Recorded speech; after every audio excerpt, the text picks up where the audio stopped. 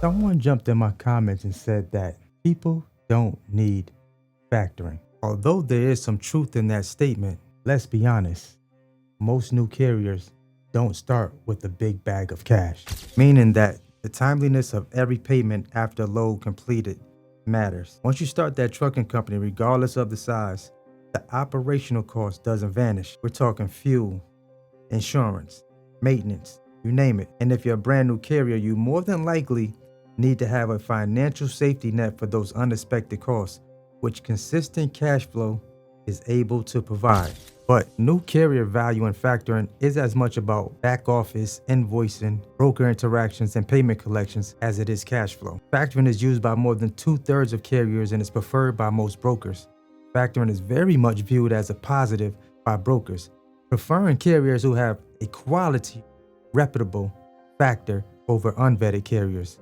So think about this. What should you be looking out for when shopping factors? Is it 1% factoring, low rates, or non-recourse? Now, I almost messed this up when I got started because I had no idea what I was doing when it came to factoring loads. Truth be told, I didn't even know what the heck factoring was, especially with the influx of phone calls the day I applied for my authority. I assumed all factoring companies were created equal. So slow down, research, read the fine print.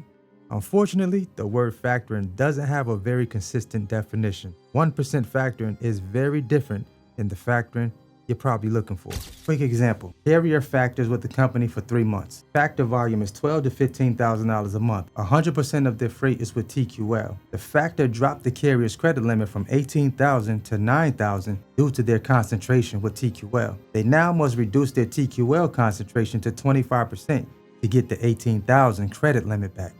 The factor is now hindering their client's own ability to make money. But one thing to note, as soon as your DOT posts to the FMCSA, you can expect an avalanche of phone calls from factoring companies looking to sell you on their program. Here's what you should listen out for. Low, shiny, too good to be true rates. A low rate equals no risk protection, meaning the factoring provider isn't assuming any non-payment risk. Rate does define the level of service you are signing up for. The lower the rate a carrier is offered, the worse the factoring company service is probably going to be. If the rate is the only thing a carrier is looking for, it's almost guaranteed that they're going to be offered a shiny low rate with awful customer service, chargebacks, hidden fees, and break the bank worthy termination fees alongside of it. Ask me how many carriers I know that have signed the wrong factoring agreements and looking to get out of them. Listen, how carriers choose to get paid can make or break the stability of their cash flow. Broker quick pay can simply not provide the same level of consistency and reliability of service that factoring can. Having quick in the name doesn't actually make it faster or more reliable. Rates and pay times often vary. 2 to 3 extra days waiting to get paid may make or break a small operation. If you're anything like me, I do not like chasing brokers for my payment after successfully completing a load. The transparency within the process is lacking, regardless of the broker the carrier is working with. I remember running a load for a broker coming out of Oregon.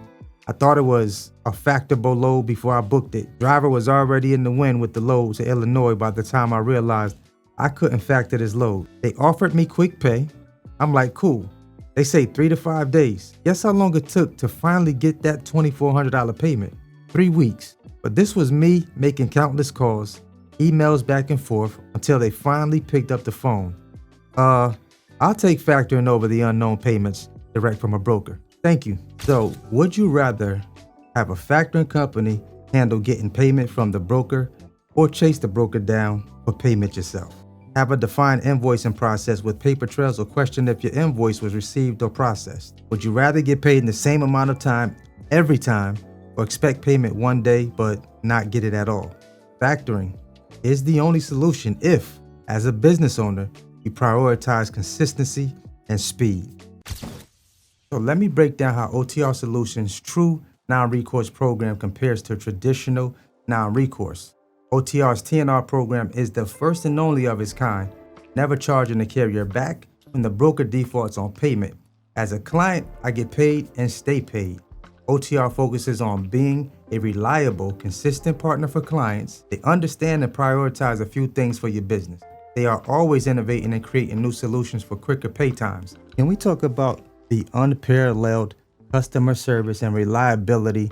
Speaking from my experience, I have a dedicated account manager, and that's for all clients, not just me. No chargebacks or hidden fees. They are the #1 rated factoring mobile app with 4.9 stars in the App Store. Fuel Finder, 24/7 broker checks, and that's important. Listen, your factor's customer service can highly impact your long-term success.